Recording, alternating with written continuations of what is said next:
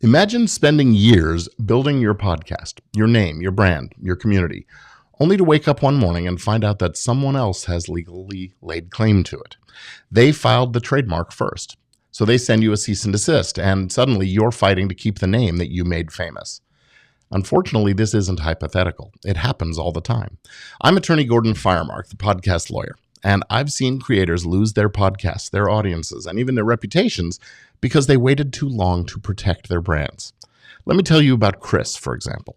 Chris launched his podcast in 2019. It was smart, funny, and totally unique.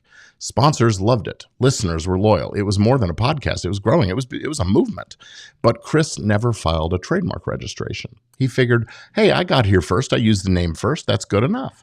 But then another podcaster filed for the same name and got it. So when that cease and desist letter came, Chris was blindsided. He thought being first meant being safe. And technically, he'd be right. In trademark law, the rights actually come from first use. But in a scenario like this, the one who files first gains major leverage. They get legal presumptions of ownership that can be hard and expensive to overcome.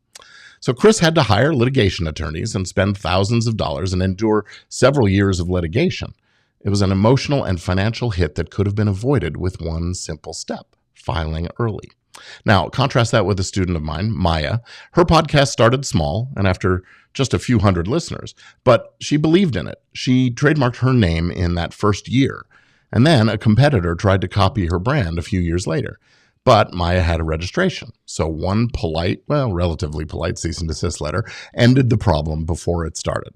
That's the power of legal protection. It doesn't just prevent trouble. It protects your peace of mind.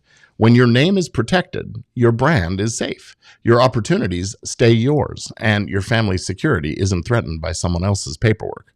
Because make no mistake, this isn't just about your podcast name. It's about protecting everything that name represents: your credibility, your income, your legacy.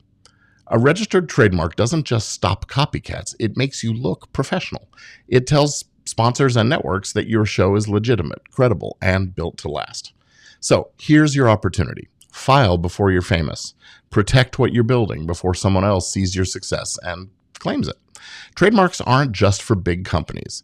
They're how small creators become big companies. They're how you plant your flag and say, this name is mine. This brand is mine. Back off.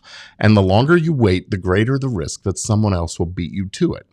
So how do you start? Well, step one, search the trademark database. See if anyone else is already using your name. Step two, if it looks clear, file an application with the United States Patent and Trademark Office. Or if you're in another country, do it there. Do it early before your brand explodes. And then step three, use the Circle R logo proudly once it's registered. Show the world that you're protected. It's really that simple. So here's your takeaway. Don't wait until you get a cease and desist. Don't wait until you're forced into an expensive fight or a rebrand. Don't wait until you've lost the brand that you've built. Register your trademark. Do it early, do it right, and give yourself the peace of mind that your podcast brand is truly yours. And I've developed something that makes it really simple, a system that protects every part of your creative business. That includes your podcast name, your content, your relationships, and your brand identity. Protect your name, your work, your reputation, and the legacy that you are building. Because waiting costs more than money. It costs momentum, credibility, trust. Now, in the next video, I will show you how even strong partnerships can fall apart and how one simple agreement, that podcast prenup, protects your show, your friendships, and your future.